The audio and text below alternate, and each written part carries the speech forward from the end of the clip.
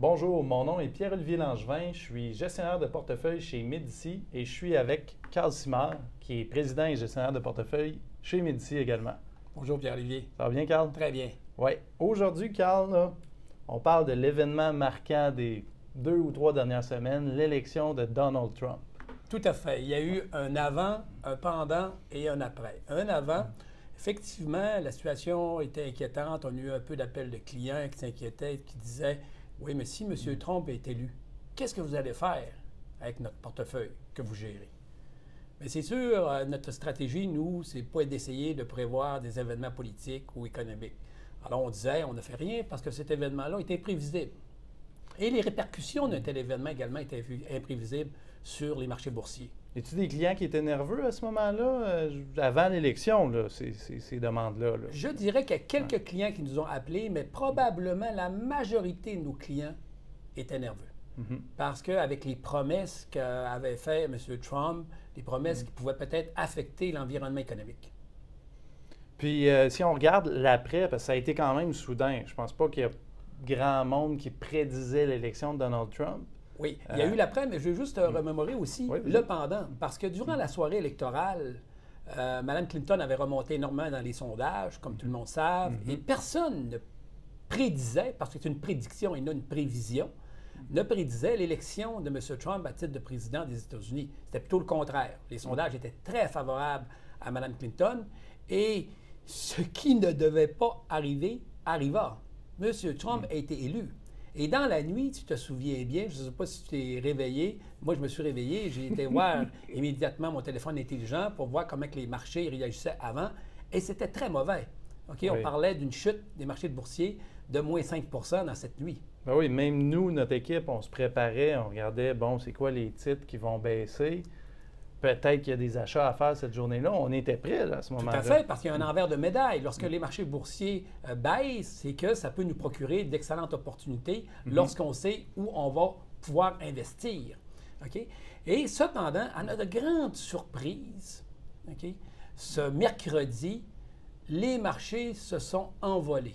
Et également nos portefeuilles. Ce fut 2 journées exceptionnelles qui étaient imprévisibles. Qui aurait pu prédire que dans ces 2 journées-là, que nos portefeuilles allaient faire en moyenne 5 Bien, au contraire, s'il y avait des clients qui avaient des demandes avant l'élection, il y en a qui pensaient, bon, ce serait-tu le temps de vendre? Ce serait-tu, on avait ce genre de demande. Tout à fait. Ça, c'est ce qu'on appelle la réaction de synchroniser le marché, d'essayer de prévoir les hausses de marché et les chutes de marché, ou les chutes de marché pour pouvoir participer par la suite à une hausse des marchés. Et on sait très bien... Ça fonctionne-tu, ça? Ça ne fonctionne pas. Et l'étude de Dalbar, qui a été faite à chaque année sur des milliers et des milliers de portefeuilles de clients, démontre très bien que les portefeuilles sous-performent normalement les indices boursiers d'environ 4 à 5 Mais ça, les gens, Carl, vont te dire que ça, c'est les frais. Les gens payent des frais, fait que c'est normal qu'ils font moins que le marché. Non, parce que si vous remarquez que la différence est de 4 à 5 on peut peut-être attribuer une partie de cette différence-là aux frais, mais pas totalement 5 On peut peut-être attribuer 2 de frais de gestion, qui sont normalement les frais de gestion des fonds aux États-Unis, les frais de gestion, mais on ne peut pas attribuer la totalité de cette différence-là, qui est majeure. C'est 30 à 40 de moins que les indices boursiers.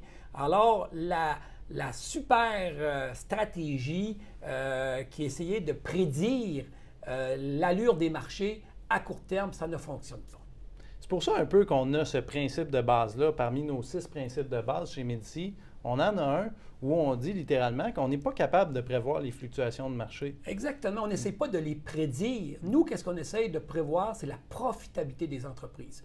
Parce que c'est la progression de cette profitabilité-là qui est vraiment le moteur de la croissance du titre d'une compagnie. Et essayer de prévoir les phénomènes économiques, on l'a vu avec Donald Trump, l'élection, on l'a vu avec Brexit, on l'a vu avant ça avec... relèvement du plafond de la dette aux États-Unis. Tout à fait. Il y a toujours une raison. Exactement. Il y a toujours une raison pour ne pas investir, pour acheter ou pour vendre. Pendant toutes ces années-là, les profits des entreprises, et surtout de bonnes entreprises, ont continué à croître. Et c'est ça qui est, à mon avis, c'est ça qu'on sous-estime.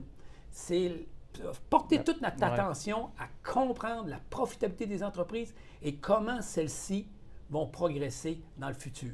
C'est ça qu'à long terme, c'est ça qui va nous enrichir à long terme. C'est ça qui va nous donner des rendements, des excellents rendements à long terme. C'est notre perspective d'investissement à long terme. La patience, la rigueur, la discipline et la cohérence, je dirais, de l'investissement. Pas essayer de synchroniser les marchés. Carl Simard, merci beaucoup. Merci beaucoup.